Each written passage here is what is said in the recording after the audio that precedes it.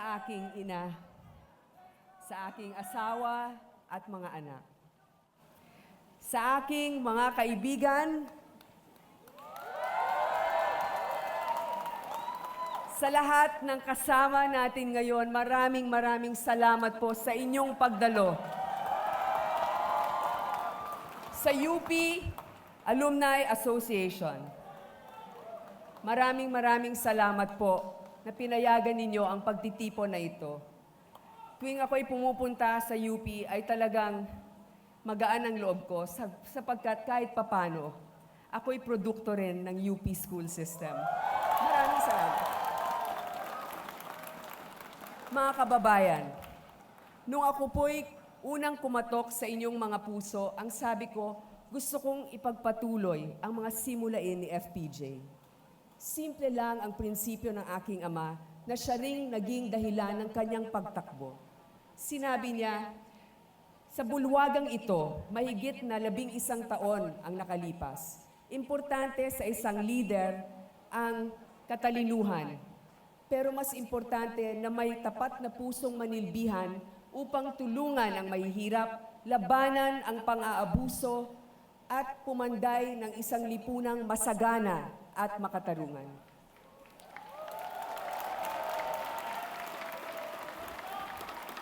Madalas niyang sabihin sa akin, grasya ang kahirapan ay hindi iginuhit sa palad dahil nasa kamay ng tao ang pag-unlad. Pero kailangan ay may kamay na hihila rin sa kanya para mawala siya sa paghihirap. Di ba't yan naman ang sukatan ng magandang pamahalaan at lipunan? Lahat ay aangat, walang maiiwan.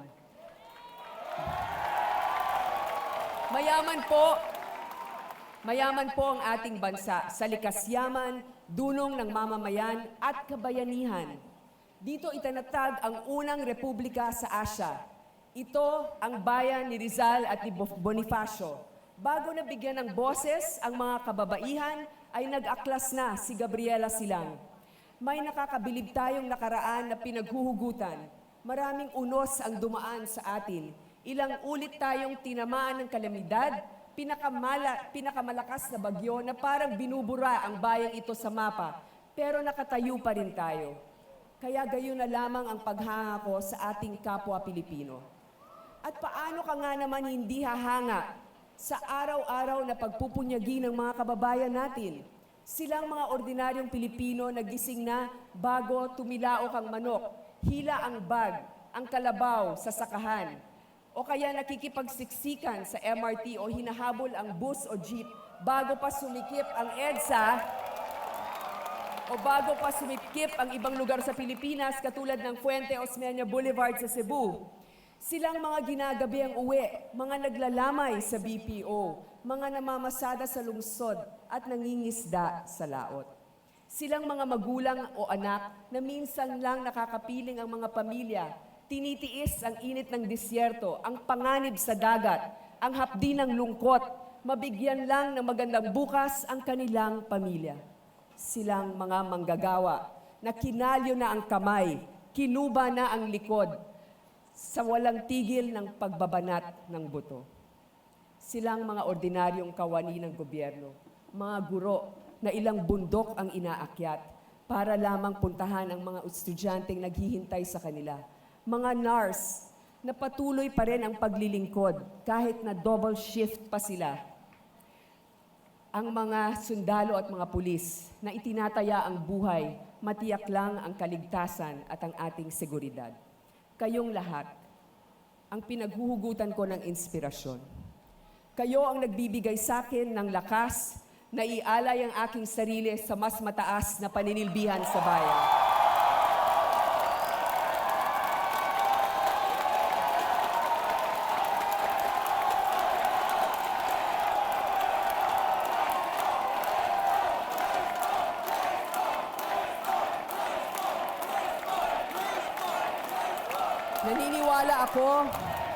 Naniniwala ako na sa pag-unlad o pagyaman, sabay-sabay dapat.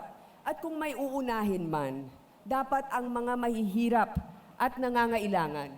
Isulong natin ang mga adhikain at programa na tunay na inklusibong pag-unlad or inclusive growth. kakayahang makipagtagisan sa larangang pandaigdig or global competitiveness, at open government o pamahalaan na bukas. At ito po ang mga nais kong ipabatid ngayong gabi sa inyo. Layunin at mithiin ko sa tulong ng bawat isa, sama-sama ang mga sumusunod. Una, sa edukasyon. Ayusin ang lahat ng silid-aralan. Mag-digital na tayo at tapusin ang lahat ng kakulangan o backlog.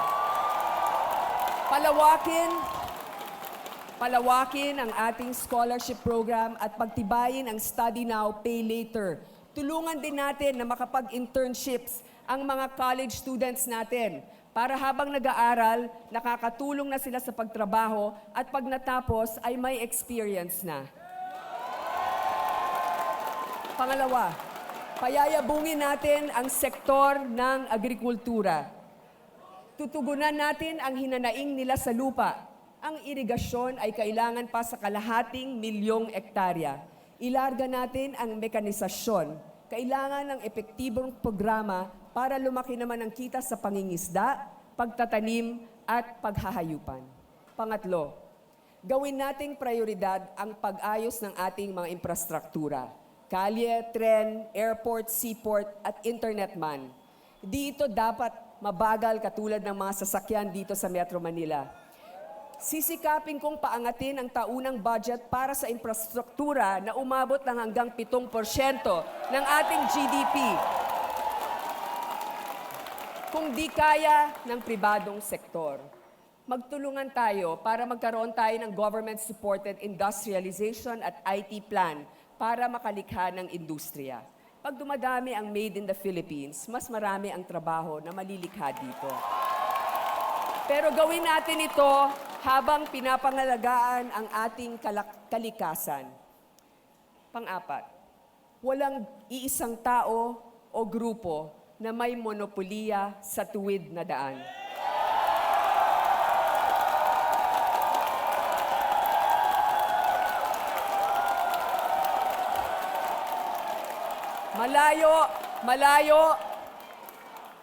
Malaki at malayo na ang nagawa ni Pangulong Aquino kaugnay sa pagpapanagot sa mga tiwali. At ako ay personal na nagpapasalamat sa kanya sapagkat nanumbalik muli ang kumpiyansa natin sa isang leader na tapat. Dapat lang na ituloy at paigtingin ang pagsugpo sa korupsyon. Papanagutin ko ang tiwali, kaibigan man o kaaway. Subalit di lamang isang tao o partido ang dapat nagsusulong ito, kundi ang bawat isang Pilipino para higit na palakasin ang transparency sa gobyerno. Isabatas na natin ang FOI, Freedom of Information, sa lalong madaling panahon. Yan ang armas natin sa korupsyon. Panglima, isa na tayo sa may pinakamataas na buwis sa buong mundo. Sisikapin ko natin na mapababa ito. Mas alam ng tao kung ano ang kailangan nila at mas may karapatan kayong gastusin ang inyong sweldo. Subalit, kung ibababa natin ang buwis, kailangan suklian natin ang tamang pagbayad nito. Ito naman ang igagarantiya ko sa inyo. Lahat ng buwis na inyong binabayad ay ibabalik sa inyo sa pamamagitan ng agaran at dekalidad na serbisyo. Dapat pagtuunan natin ng pansin kung sapat pa ba ang sweldo at benepisyo ng bawat manggagawa at lingkod bayan. Mahirap magtrabaho at manilbihan habang nagugutom ang iyong pamilya. Dapat lang nabigyan sila ng marangal at legal na pagkakakitaan.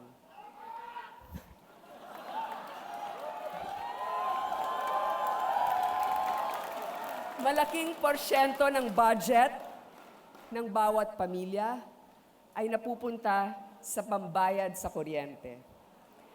Hahanap po tayo hahanap tayo ng paraan para naman maging makatarungan at pababain kahit na konti ang presyo ng kuryente.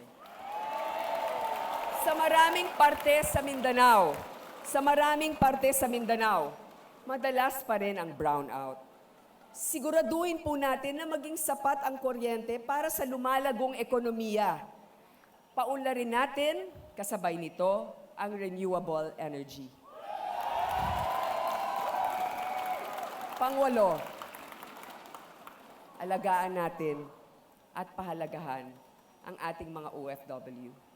Bigyan ng maayos na legal na suporta sa ibang bansa, kung saan marami sa kanila ay nakapiit. Bawasan ang mga fees at red tape para lang maayos nila ang kanilang mga papeles. Pangsyam, bilang isang nanay, nababahala ako sa tindi ng krimen at droga. Katulad ng lahat ng nanay na naririto, hindi ako makatulog hanggat hindi nakakauwi sa bahay ang aking mga anak. Kaya para sa akin, ang pagdurog sa krimen at droga ay hindi lang trabaho. Ito ay personal na krusada.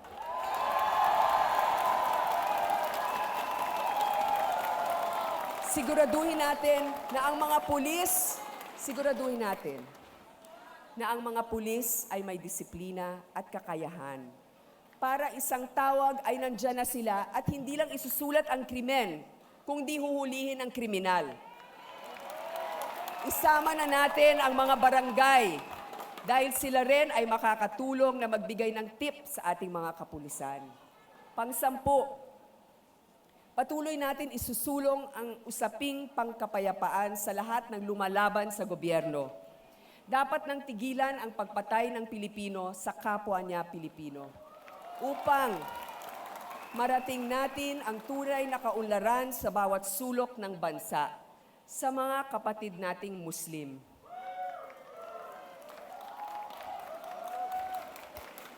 Naging inspirasyon kayo sa maraming pelikula ni FPJ. Ang inyong kultura at kagitingan. Panahon na para mabigyan kayo ng patas na pagkakataon at tunay na tulong. Pang-11,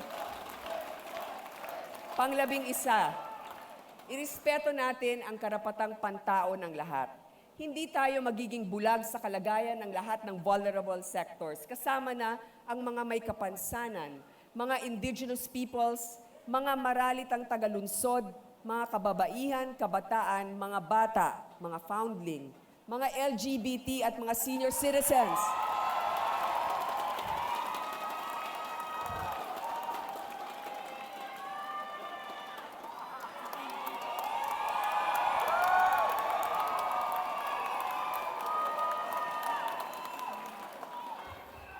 Maraming salamat sa ating komunidad ng LGBT dito sa UP. Sa ating mga senior citizens, hindi ko po kayo makakalimutan. Ang nanay ko ay mismong dumadaing sa akin at nagsasabi na habang nagkakaedad, dapat mas maramdaman ang pagkalinga ng gobyerno.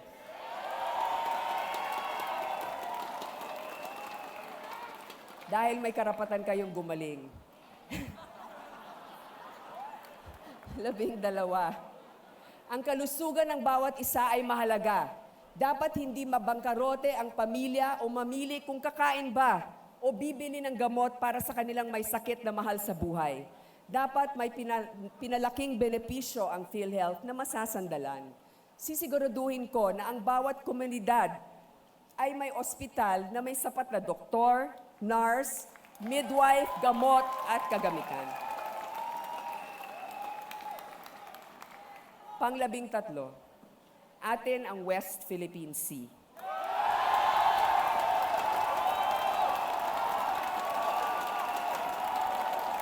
At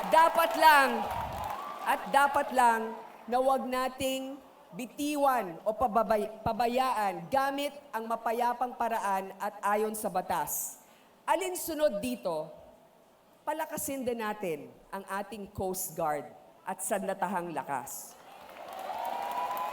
Para hindi tayo kinakaya-kaya ng ibang bansa na gano'n na lang. Gawin natin ito para sa ating kalikasan, gawin natin ito para sa ating mga mangingisda na umaasa sa kanilang buhay doon sa West Philippine Sea. 14, OA na ang traffic. Sa airport man o sa kalsada, inuubos nito hindi lamang ang oras natin, kundi pati ang pasensya. Inaagaw nito ang panahon na sana ay para sa trabaho o makapiling natin ang ating mahal sa buhay. Dapat gawin ng mga sumusunod at marami pang iba. Una, dagdag ng kalsada at tren, hindi lamang sa Metro Manila, kundi sa mga parte ng Pilipinas na nangangailangan nito. Marami na tayong city center sa buong panig ng Pilipinas. Siguraduhin na ang batayan ng pagpili ng kontraktor na magtatayo ng tren ay may tunay na kakayahan at track record. Para naman, masiguro natin ang pangmatagalan na maintenance at warranty nito. Masyado na tayong nasunog sa mga pipitsuging kumpanya na nabibigyan ng kontrata.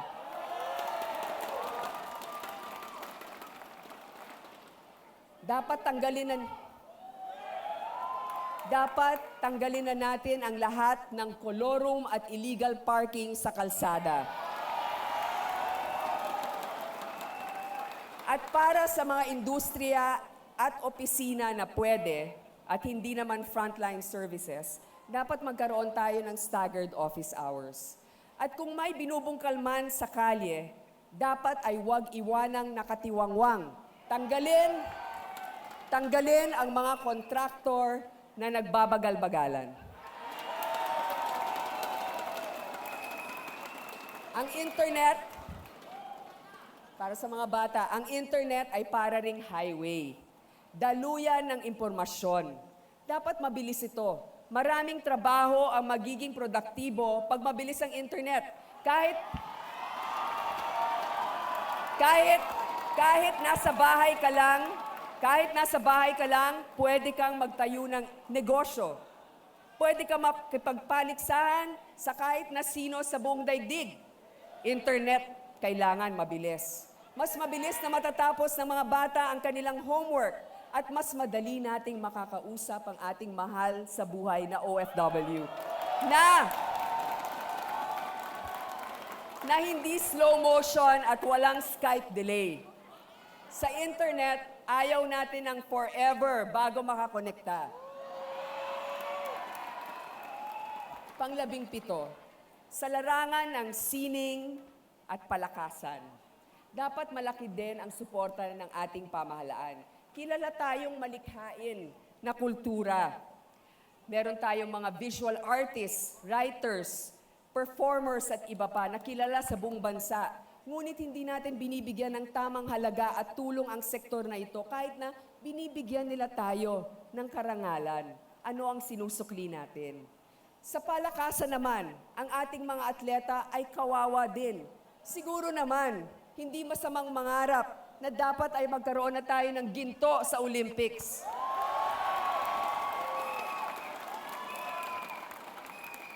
Pang-18, marami talaga tayong pangarap. Pang-18, huwag natin kalimutan na realidad ang climate change. Hindi ito issue ng mayaman lang. Ang mga mahihirap ang unang tinatamaan nito. Sila ang unang binabaha at nawawalan ng tirahan. Dapat ay magkaroon na tayo ng hiwalay na Emergency Management Department na tututok sa national preparedness, climate change at geomapping. Pang-19, ang turismo ay isang sektor din na dapat tutukan. Kung malago ang turismo, mas makakalikha ito ng dagdag na pagkakakitaan para sa ating mga kababayan kahit saang liblib ng Pilipinas. Likas na maganda ang tanawin dito sa ating bayan. Pero hindi lalago ang turismo kung ang ating mga infrastruktura ay sira at kung palagi tayong may delay sa airport. Kaya kailangan dagdagan natin ang mga paliparan at ayusin natin ang ating mga daanan.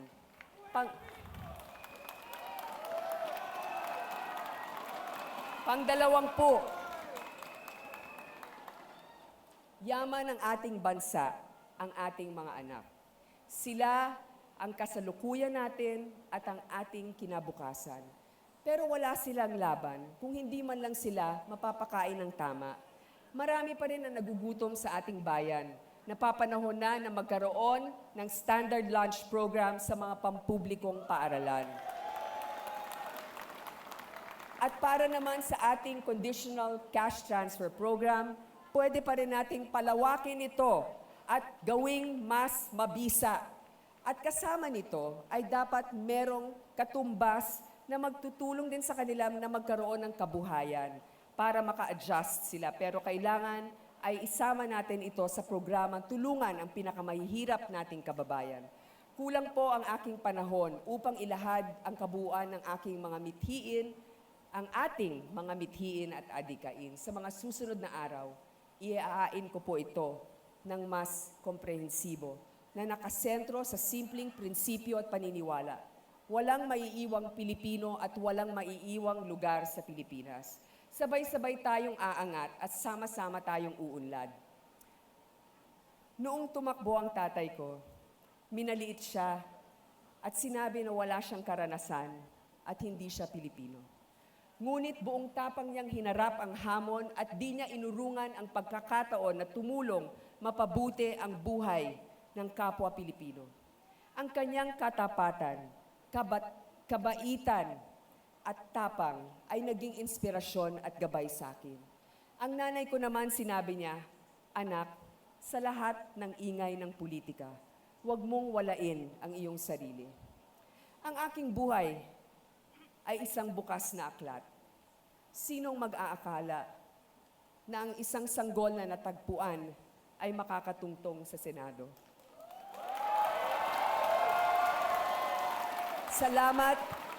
Salamat sa pagkakataon at tiwalang ibinigay ninyo sa akin.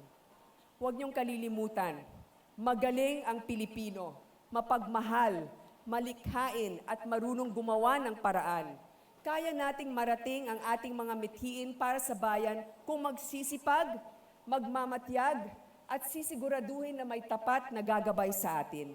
Dapat sama-sama tayo. Hindi kaya ng iisang tao. Ang nangangako niyan ay nagsisinungaling na. Sa ating lahat, nakasalalay ang magiging kwento ng Pilipinas sa darating na panahon. Sana po ay samahan ninyo ako sa pagpapanday ng maganda at makabuluhang hinaharap ng ating inang bayang Pilipinas. Ako po si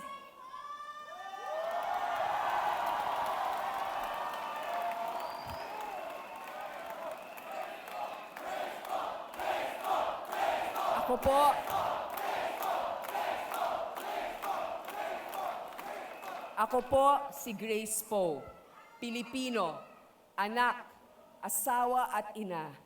At sa tulong ng mahal na Diyos ay inaalay ko sa inyong lahat ang aking sarili sa mas mataas na paninilbihan